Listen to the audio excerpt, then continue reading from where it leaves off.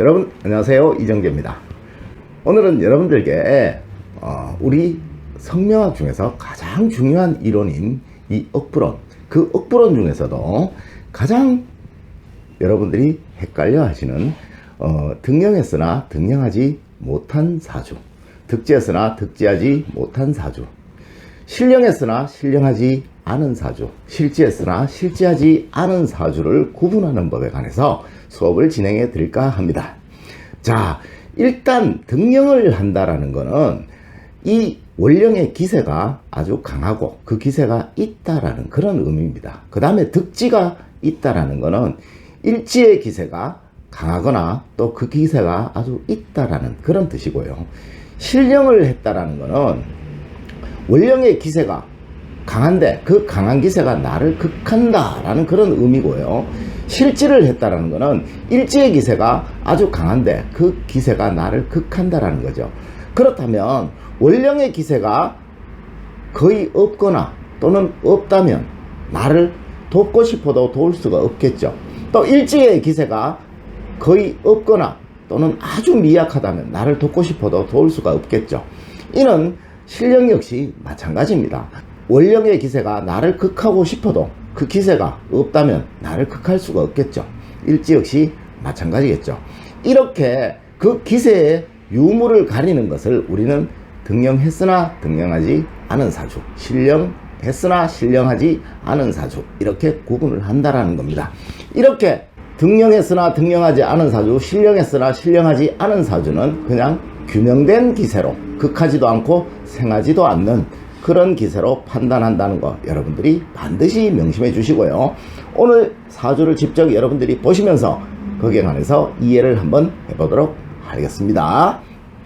자, 이 사주 같은 경우는 임인, 무신, 일간은 경이에요. 자, 그렇다면 태어난 달은 신금이죠. 신금은 경금의 기세를 더하는 거 맞아요. 돕는 거 맞습니다. 자, 그렇다면 이 신금의 기세가 얼만큼 강한가, 실제로 기세가 있는 기세인가 없는 기세인가를 여러분들이 판단을 하셔야 된다는 거예요. 자, 이 신금을 돕는 오행이 임인이나 무 중에서 있다면 이 신금의 기세는 실제로 강한 기세가 되겠죠. 그래서 일간을 충분히 도울 수 있으니까, 그죠?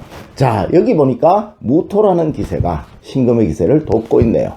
자, 이 세 가지 중에서 원령의 기세를 생하는 기운이 있다면 이는 등령, 신령 이렇게 판단을 하게 되는 겁니다.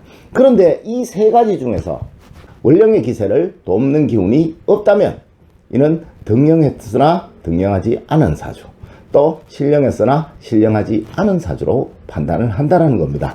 자, 이 사주와 이 사주의 차이점은요, 이 원령인 신금이 생을 받는 토가 있느냐, 원령인 술토가 생을 받는 화토가 있느냐의 차이예요.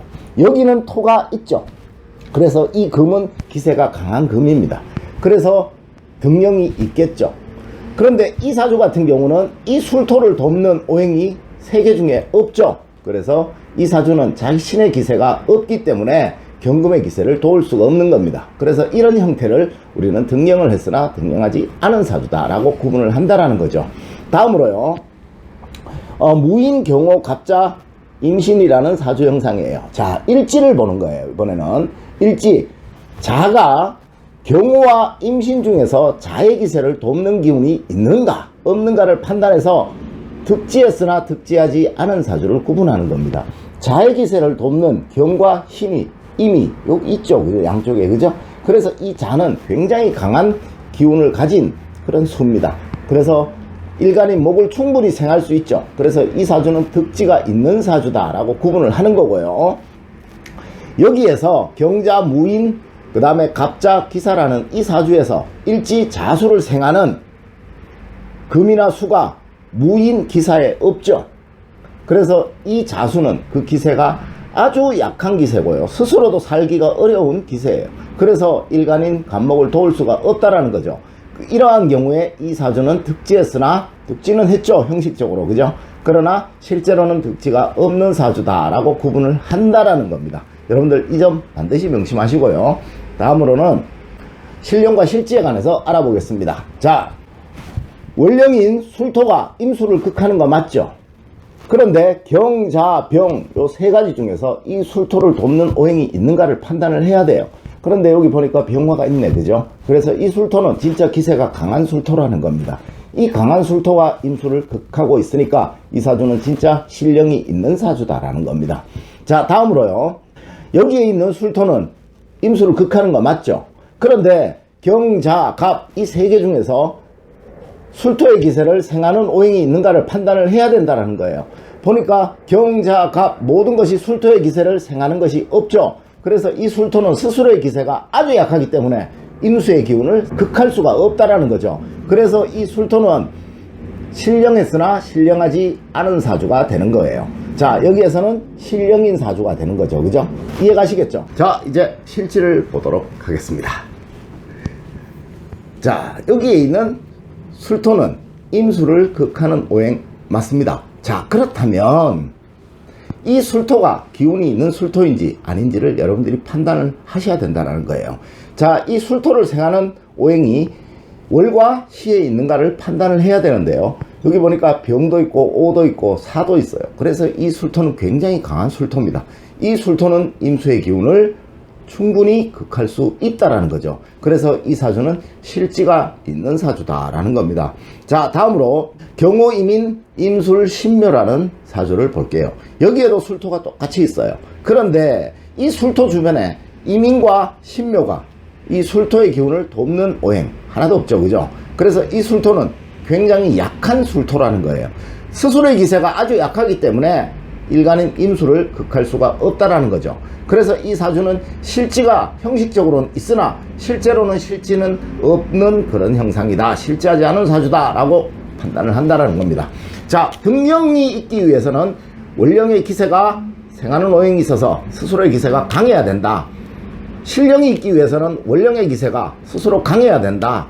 득지가 있기 위해서는 일지의 기세가 강해야 된다. 실지가 있기 위해서는 일지의 기세가 아주 강해야 된다라는 거죠. 그 기세가 아주 약하다면 내가 남을 돕고 싶어도 도울 수가 없고 극하고 싶어도 극할 수가 없다.